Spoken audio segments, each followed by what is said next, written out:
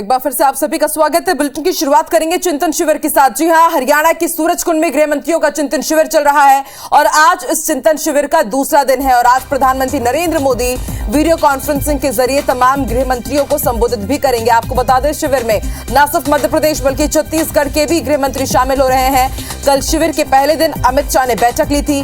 देश की आंतरिक सुरक्षा और नक्सलवाद समेत कई मुद्दों पर चर्चा हुई थी और आज प्रधानमंत्री नरेंद्र मोदी इस बड़े चिंतन शिविर को संबोधित करेंगे। देश के सभी गृह मंत्री इस बैठक में शामिल हो रहे हैं। हरियाणा की सूरजकुंड में ये चिंतन शिविर चल रहा है। किस तरह से देश की आंतरिक सुरक्षा, नक्सलवाद से लड़ना है, आगे क्या रणनीति रहेगी, अब तक किस तरह से काम किया गया है, इसको लेकर के आज के इस चिंतन शिविर में चिंतन हो रहा है। और उसके साथ ही आपको बता दें, कल भी अमित शाह ने बैठक ली थी, अलग अलग मुद्दों पर चर्चा हुई और इसके साथ आज का दिन बेहद खास क्योंकि आज प्रधानमंत्री नरेंद्र मोदी भी इस चिंतन शिविर को संबोधित करेंगे।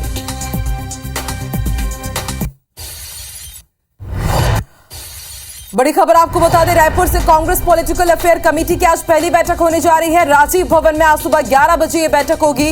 बैठक में सीएम भूपेश बघेल, पीएल पुनिया भी मौजूद रहेंगे। तो वहीं पीसीसी चीफ मोहन मरकाम समेत कमेटी के सदस्य भी आज की इस बड़ी बैठक में शामिल होंगे। तो आज कांग्रेस की बड़ी बैठक, कांग्रेस पॉलिटिकल अफेयर कमेटी की पहली बैठक होने जा रही है। पहली बैठक है, इस लिहाज से बेहद महत्वपूर्ण हो जाती है। ठीक 11 बजे राजीव भवन में इसका आगाज होगा, जिसमें सीएम भूपेश बघेल, पीएल पुनिया और पीसीसी चीफ मोहन मरकाम भी शामिल होंगे और इस कमेटी के जितने सदस्य हैं वो भी इस बैठक में शिरकत करेंगे। वहीं सीएम भूपेश बघेल आज न सिर्फ इस मीटिंग में शामिल होंगे बल्कि आज वो कांकेर दौरे पर भी रहेंगे। चरामा जाएंगे, वहां पर विकास कार्यों की सौगात देंगे। चरामा में 58 करोड़ रुपए के 115 विकास कार्यों की सौगात देने जा रहे हैं सीएम भूपेश बघेल। सीएम भूपेश बघेल नाथियानवा गांव भी जाएंगे। स्वर्गीय मनोज मंडावी के शांति भोज में भी वो शामिल होंगे।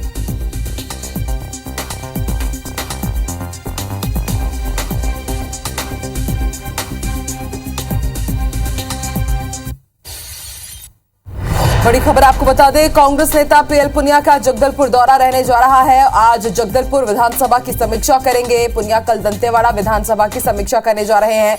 पुनिया के साथ पीसीसी चीफ मोहन मरकाम भी इस समीक्षा बैठक में शामिल होंगे। तो मिशन बस्तर में जुटी हुई है कांग्रेस इस वक्त और जगदलपुर विधानसभा की समीक्षा करेंगे और इसके साथ दंतेवाड़ा में किस तरह से काम कर रही है कांग्रेस पार्टी, उसको लेकर के भी पूरी आज बातचीत की जाएगी, विचार मंथन किया जाएगा। पीसीसी चीफ मोहन मरकाम भी उनके साथ रहेंगे।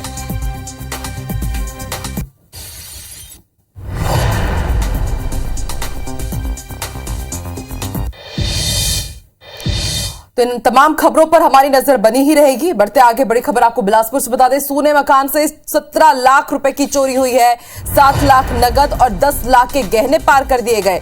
सरकंडा थाना क्षेत्र के विवेकानंद कॉलोनी का ये पूरा मामला है। पुलिस जांच में जुटी हुई है।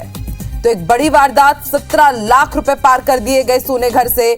बताया जा रहा है कि 7 लाख रुपए नगद और 10 लाख रुपए के गहने चोरी कर लिए गए हैं। तस्वीरें भी दिखा रहे हैं, आप देख सकते हैं किस तरह से चोर घर में घुसे, इस पूरी वारदात को उन्होंने अंजाम दिया। जितेंद्र जुड़ चुके हैं हमारे साथ। जितेंद्र, क्या अपडेट, कुछ सुराग मिला क्या चोरों से जुड़ा हुआ? देखिए, अभी तक चोरों का कोई सुराग नहीं मिला है और जिस तरह से घटना हुई है एक बड़ी घटना है क्योंकि 7 लाख रुपए नगद और 10 लाख रुपए के जो गहने हैं यहाँ पर चोरों ने पार किए हैं। दरअसल सरकंडा थाना क्षेत्र के विवेकानंद का ये पूरा मामला है जहाँ कोचिंग संचालक का परिवार है और ये दिवाली का त्योहार मनाने के लिए अपने पैतृक गांव सारंगढ़ गया हुआ था और इसी दौरान चोरों ने मकान को सूना पाया और सूना मकान पाते हुए ही चोरों ने यहाँ पर वारदात को अंजाम दिया है। जिस तरह से घटना को वारदात को अंजाम दिया गया है उससे साफ है चोरों ने इत्मीनान से यहाँ पर चोरी की घटना की है क्योंकि जितने भी कमरे थे सभी जगह यहाँ उन्होंने अलमारी हो, ड्रॉर हो, सबको यहाँ पर तलाशा है और जो भी सामान चोरों को यहाँ पर मिला है चोर यहाँ से उसको लेकर गए हैं। और जिस तरह से जानकारी सामने आई है लगभग 17 लाख रुपए की चोरी अगर कहें तो यहाँ से हुई है। हालांकि जो मकान मालिक है उनको जब इसकी सूचना मिली उसके बाद अब उन्होंने इसकी रिपोर्ट जो है सरकंडा थाने में दर्ज कराई है। पुलिस तफ्तीश कर रही है, कुछ सीसीटीवी फुटेज भी यहाँ पर पुलिस तलाश रही है ताकि चोरों का कोई सुराग मिल सके। माना जा रहा है कि कुछ स्थानीय लोग भी हो सकते हैं जिनको घर के बारे में जानकारी हो, क्योंकि कई बार ऐसी घटनाएं हुई हैं जब कुछ लोग हैं जो वो रेकी करते हैं, सोने मकान पाते हैं, उसके बाद वहां पर चोरी की वारदात को अंजाम देते हैं। फिलहाल पुलिस ने मामला दर्ज कर लिया है और यहाँ पर प्रयास किया जा रहा है कि चोरों को जल्द से जल्द गिरफ्तार किया जाए। जी, आप भी नजर बना के रखिएगा। शुक्रिया पूरी जानकारी के लिए जितेंद्र। और अब बात कोरबा की। कोरबा जिले की कुसमुंडा खदान के पास डीजल चोरों के गिरोह ने त्रिपुरा राइफल्स के जवानों पर पथराव कर दिया और फिर अपनी गाड़ी छोड़कर फरार हो गए। चोरों की गाड़ी छोड़कर भाग जाने के बाद जवानों ने अपना गुस्सा उनकी गाड़ी पर उतारा। गाड़ी में तोड़फोड़ करते हुए इसका पहिया निकाल दिया। बाद में कुसमुंडा पुलिस ने गाड़ी जब्त करते हुए आरोपी गाड़ी मालिक के खिलाफ केस दर्ज किया है। बताया जा रहा है कि डीजल चोरों का मास्टरमाइंड राजा खान है। आपको बता दें कि पूरी घटना तब हुई जब SECL के CMD डॉक्टर प्रेम सागर मिश्रा कोरबा के ही दौरे पर थे। कोरबा जिले में कुसमुंडा और आसपास के खदानों में डीजल चोरों का बड़ा रैकेट काम करता है। ये लोग खदान के भीतर ही टैंकरों से डीजल की चोरी करते हैं और दूसरी गाड़ियों को बेच देते हैं और इस कारण पुलिस इनके गिरोह तक पहुंच ही नहीं पाती है। धीरज जुड़ चुके हैं हमारे साथ। धीरज, लगातार इस तरह की वारदात को अंजाम दिया जा रहा है, आखिर पुलिस कब तक इनके गिरोह का पर्दाफाश कर पाएगी? कहां पर कमी रह जा रही है? देखिए, पुलिस लगातार इस पर कार्रवाई करती है और देखने में आता है कि जब ये लोग खदान से बाहर लेकर के डीजल को निकलते हैं तो पुलिस की टीम इनको पकड़ देती है। लेकिन जो पुलिस की कार्रवाई है वो जो सामने मिलने वाले जो चोर हैं उन तक सीमित देखने को मिलती है, जबकि इनके सरगना तक पुलिस के हाथ नहीं पहुंच पाते हैं। पुलिस जैसे बाकी मामलों में, चोरी के मामलों में पूछताछ करती है और उसे गहराई तक जाती है और उसके पीछे खरीदार कौन लोग हैं, उनसे करवाया किसने जा रहा है, इस तरह के मामलों का पर्दाफाश करती है। तो डीजल चोरी के मामलों का पुलिस को पर्दाफाश करना चाहिए। अभी मौजूदा स्थिति में जो राजा खान का जो गैंग जो काम कर रहा है वो खदान के भीतर ही डीजल की चोरी करके जो वहाँ पे हाईवा वाहन रहते हैं उनमें वो डीजल को पलटी करता है, जिससे वो लोग उन डीजल से बाहर निकल पाते। तो पुलिस कार्रवाई है। कल भी जब CMD प्रेम शंकर मिश्रा जब वहाँ कुसमुंडा खदान में दौरे पर पहुंचे हुए थे तो त्रिपुरा की पेट्रोलिंग टीम को बढ़ा दिया गया था, जिसके बाद में इन दोनों का आमना सामना हुआ। जिसके बाद में जो बताया जाता है पथराव की घटना हुई और वो गाड़ियों को छोड़ के वो जो भागे डीजल चोर, जिसके बाद आक्रोशित जवानों ने वहाँ पे जो कैंपर वाहन थे उसमें तोड़फोड़ की है। बाद में जब पुलिस को इस बात की घटना की जानकारी लगी तो पुलिस ने वाहन को जब्त कर लिया है और जो डीजल चोर जो वाहन था वो उसको जब्ती करने के बाद उसके मालिक और चालक के तलाश जुट गई है। पुलिस का दावा है कि इसके तह तक जाकर के जो आरोपी थे उन तक पहुंचने की कवायद की जा रही है। शुक्रिया पूरी जानकारी के लिए धीरज। और अब बात भोपाल के अयोध्या नगर थाना क्षेत्र स्थित बसंत कुछ कॉलोनी में गुरुवार देर रात उस समय दहशत का माहौल बन गया जब कॉलोनी के बच्चों और महिलाओं ने एक संदिग्ध युवक की गोद में 3 से 4 साल के मासूम को मदहवास हालत में ले जाते हुए देखा। संदिग्ध युवक कॉलोनी में लगे CCTV कैमरे में कैद हुआ है। दरअसल बच्ची को ले जाते समय बच्ची की गर्दन दिखती है, लेकिन महज 40 सेकंड के दरमियान लौटते समय मासूम बदहवास दिखता है। बच्चों और महिलाओं की माने तो मासूम के साथ कोई अनहोनी भी हो सकती है। अनहोनी की इस बात को पुलिस भी नहीं नकार रही है। इस सूचना के बाद 2 थाने पिपलानी और अयोध्या नगर की पुलिस मौके पर पहुंची। CCTV फुटेज के आधार पर मामले की गंभीरता को देखते हुए तफ्तीश शुरू कर दी गई है। मामले की असलियत क्या है, CCTV कैमरे में कैद हुआ आखिर ये संदिग्ध युवक कौन है, पुलिस की जांच में ही सामने आ पाएगा। फिलहाल पुलिस ने आसपास के जंगल झाड़ियों के साथ स्लम बस्ती में भी पूछताछ और सर्चिंग शुरू कर दी है। घंटे से कोई आ नहीं रहा था, लेकिन CCTV फुटेज में चेक किया तो बच्चा जब वो गया तो नॉर्मल ऐसे गोद पे वो लेके गया। जब वो ऐसे 1 मिनट बाद जब वो वापस आता है तो बच्चे को गोद में लिया था और बच्चे की गर्दन पूरी लटकी हुई थी। फिर आधे घंटे बाद फिर एक भाई साहब रहते हैं, उन्होंने देखा कि वो बच्चा, वो आदमी आके वापस बैठा, लेकिन तब उसके हाथ पे बच्चा नहीं था। छत्तीसगढ़ के बिजली उपभोक्ताओं को बड़े बिजली संकट की समय पर जानकारी देने के लिए Chhattisgarh state power distribution company की अब नई सूचना प्रणाली तैयार हो गई है। साथ ही एक ऐप भी तैयार किया गया है जिसमें आंधी तूफान जैसी प्राकृतिक आपदाओं में खंभा या फिर तार टूटने जैसे बड़े ब्रेकडाउन होने पर या फिर रखरखाव के लिए शटडाउन होने पर बिजली बंद की सूचना अब उपभोक्ताओं के रजिस्टर्ड मोबाइल नंबर पर भेजी जाएगी। साथ ही कॉल सेंटरों के माध्यम से भी फोन पर जानकारी दी जाएगी।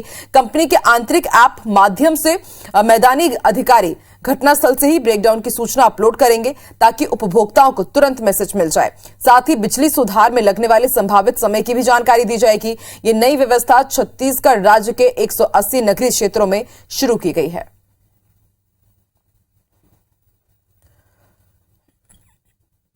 रायपुर इतना बड़ा है तो थोड़ा टाइम लगेगा इस चीज़ को। मैसेज मिल जाएगा तो है ना, इंसान तुरंत फ़ोन कर सकता है कि हमारे यहाँ बिजली नहीं है या हमारे यहाँ कटौती हो गई है या कोई चीज़ में, जैसे अभी ऑनलाइन बिल भरने पर लग गए हैं। बिजली कंपनी जो कर रही है भी उसकी पहल अच्छी है, अब बाकी देखते हैं कैसा क्या होता है। नहीं 100% तो हम नहीं बोल सकते, बाकी उम्मीद है कि कुछ ना कुछ भाई उसका बेनिफिट हमको मिलेगा करके। बिजली कंपनी से बिल्कुल उम्मीद है, जो ऐसा सुविधा होना चाहिए सबके लिए ही सुविधा होगा। जांजगीर में नेता प्रतिपक्ष नारायण चंदेल ने किसानों की खुदकुशी के मामले में कहा है कि जब से छत्तीसगढ़ में कांग्रेस की सरकार बनी है तब से किसान आत्महत्या करने को मजबूर हो रहे हैं। सरकार और शासन की गलत नीतियों के कारण किसान कर्ज से लद रहे हैं और परेशान होकर आत्महत्या कर रहे हैं। जशपुर में किसान राम कुमार उर्फ उज्ज्वला यादव ने कर्ज से परेशान होकर आत्महत्या की है। यह कांग्रेस सरकार की गलत नीति का ही नतीजा है। इस तरह सरकार को पीड़ित परिवार को 50 लाख रुपए का मुआवजा देना चाहिए।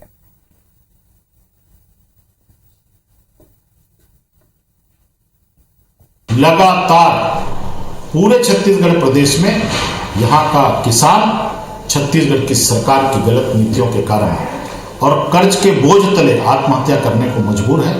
हमारी राज्य सरकार से मांग है कि जिस किसान ने आत्महत्या किया है कर्ज के बोझ से लदे हुए, उस किसान को 50 लाख रुपए तत्काल मुआवजा छत्तीसगढ़ की सरकार प्रदान करे। मुरैना के पहाड़गढ़ और श्योपुर जिले में आए दिन वारदातों को अंजाम दे रहे 60,000 के नामी डकैत गुड्डा गुर्जर को लेकर मुख्यमंत्री शिवराज सिंह चौहान ने वीडियो कॉन्फ्रेंसिंग में नाराजगी जाहिर की। सीएम ने कहा कि दस्युओं मुक्त हो चुकी चंबल घाटी में डकैत गिरोह की गतिविधियों से पूरे प्रदेश की छवि बदनाम हो रही है। सीएम ने नाराजगी जाहिर की तो चंबल रेंज के आईजी राजेश चावला सीधे पहाड़गढ़ थाने पहुंच गए, जहां उन्होंने श्योपुर और मुरैना एसपी से कह दिया है कि कुछ भी हो डकैत गिरोह का खात्मा करो। इस समय चंबल अंचल के इलाके में कुख्यात डकैत गुड्डा गुर्जर का आतंक फल फूल रहा है। मुरैना पुलिस अधीक्षक ने गुड्डा गुर्जर गैंग से 4 बार शॉर्ट एनकाउंटर भी बताया, लेकिन गुड्डा गुर्जर को पकड़ने में मुरैना पुलिस अधीक्षक और उनकी टीम नाकाम साबित हुई। IBC 24 भी लगातार डकैत गुड्डा गुर्जर के आतंक की खबरों को दिखा रहा था। उसके बाद मुख्यमंत्री शिवराज सिंह चौहान ने अधिकारियों के साथ बैठक में चंबल आईजी और मुरैना और श्योपुर पुलिस अधीक्षक को निर्देश दिए।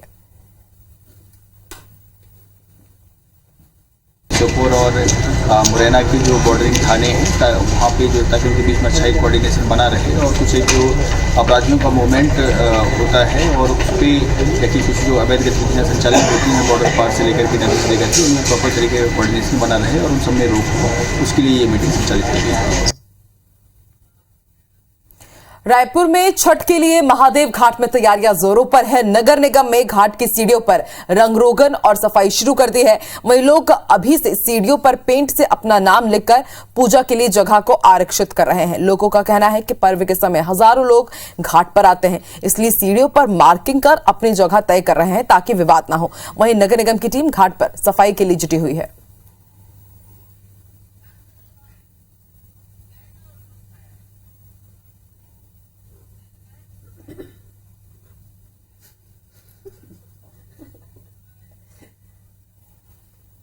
महापर्व को लेकर महादेव घाट में जोर शोर से तैयारी चल रही है। पहले आपको दिखा दें, नगर निगम ने खारून नदी का पानी पूरे तरीके से लगभग खाली कर दिया है और चेन मशीन जो माउंटेन होती है, माउंटेड मशीन है, उससे इसको पूरे घाट को साफ किया जाएगा। लेकिन एक अलग चीज़ आपको घाट में दिखा रहे हैं, घाट में खाली जगह को लेकर काफ़ी जो है मारामारी रहती है, उसको लेकर लोगों ने अभी से तैयारी शुरू कर दी है। देखेंगे आप जगह जगह घाटों में लोग अपने नाम लिख रहे हैं। आपको जहाँ भी घाट में नज़र दौड़ाएंगे वहाँ पर आपको लोगों के नाम दिखेंगे और बेदी बनाई जा रही है। देखेंगे कुछ युवा हैं यहाँ पर लगातार काम कर रहे हैं। अभी तो 2 दिन है छठ पर्व में, ये क्या तैयारी कर रहे हैं आप लोग? नाम भी लिख रहे हैं, क्या कारण है? देखिए, बाकी समय आप बाद में आएंगे तो आपको जगह की बहुत दिक्कत होगी, पर आप पहले से ही तैयार रहेंगे तो उसके लिए आपको जगह के लिए कम संघर्ष करना पड़ेगा यहाँ पे। तो इससे थोड़ा विवाद भी होता होगा क्योंकि हर सीढ़ी पे तो नाम है, जो देर से आएंगे क्या स्थिति बनती है? थोड़ा बहुत तो चलता है भैया, लेकिन क्या है ना, ये पर्व है, छठ माता का पर्व है, इसलिए पहले से अपना वेदी बना के लोग तैयार करके रखते हैं ताकि हमको आसानी से पूजा करने में कोई रुकावट ना आए, कोई दिक्कत ना हो। बिल्कुल, देखिए बहुत अच्छी बात है, तैयारी करना बहुत अच्छी बात है। देखेंगे कई जगह बेदी बनाई जा चुकी है, युवा है यहाँ पर ये भी तैयारी कर रहे हैं। क्या बना रहे हैं आप?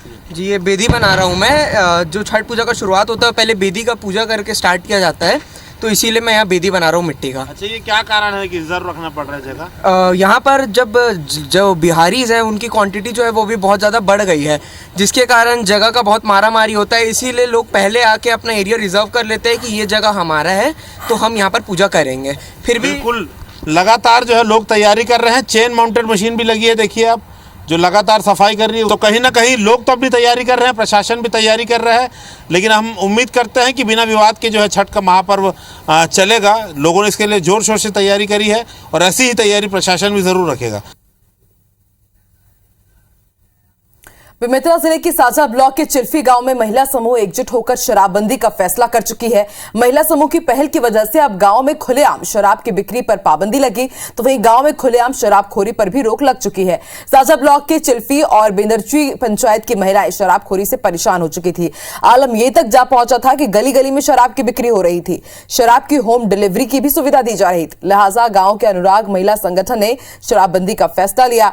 इसके लिए पंच, सरपंच और गांव के वरिष्ठ लोगों की मौजूदगी में करीब महीने भर पहले शराबबंदी का फैसला लिया गया। इस बैठक में अवैध शराब बिक्री करने वालों पर 51,000 रुपए के दंड का प्रावधान रखा गया। अवैध शराब बिक्री की जानकारी देने वाले को 10,000 रुपए का इनाम देने की घोषणा की गई। वहीं खुलेआम शराब पीने पर 5,000 का दंड और बताने वाले को 1,000 रुपए का इनाम देने की घोषणा की गई, जिसके चलते अब गांव में शराबबंदी हो चुकी है और गांव का माहौल भी पूरी तरह बदल चुका है।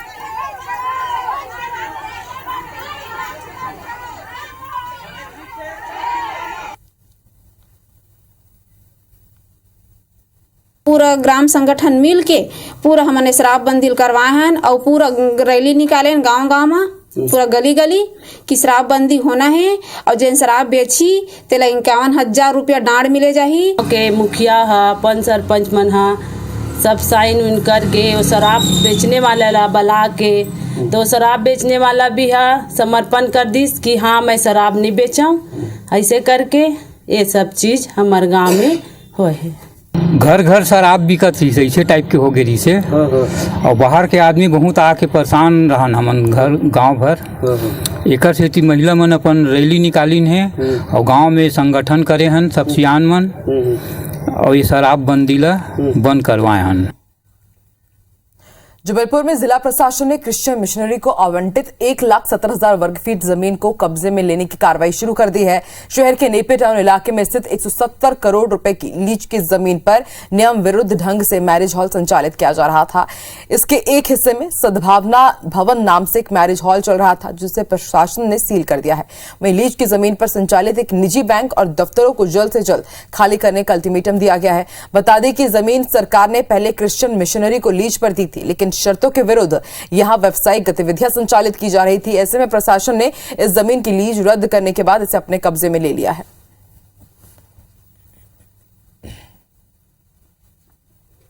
माननीय न्यायालय अपर कलेक्टर महोदय के द्वारा नजूल ब्लॉक 4 प्लाट नंबर 15 के विभिन्न बटांकों में 1,70,000 स्क्वायर फुट भूमि को शासकीय घोषित किया गया था।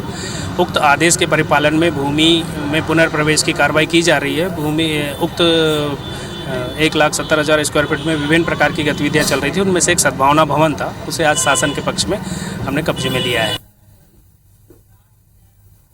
बढ़ेंगे आगे, बड़ी खबर आपको ग्वालियर से बता दें, जहां पर डेंगू का खतरा तेजी से बढ़ रहा है। बीते 24 घंटे के अंदर डेंगू के 8 नए मरीज मिले हैं। जीआरएमसी की जांच रिपोर्ट में 54 सैंपल में से 8 में डेंगू निकला है। ग्वालियर में इस सीजन में अब तक डेंगू के 268 मरीज सामने आ चुके हैं, तो वहीं 2 बच्चों की डेंगू के कारण मौत हो चुकी है।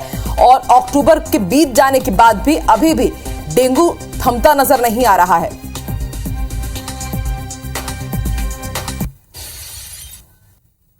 और इसी के साथ की बड़ी बात मॉर्निंग प्राइम में फिलहाल इतना ही। देश और दुनिया की तमाम बड़ी खबरों के लिए आप IBC 24 देखते रहिए। आगे देखिए छत्तीसगढ़ी भाषा का नंबर 1 बुलेटिन हमर बानी हमर गुट, मेरे सहयोगी राहुल सिन्हा के साथ। दीजिए इजाजत, नमस्कार।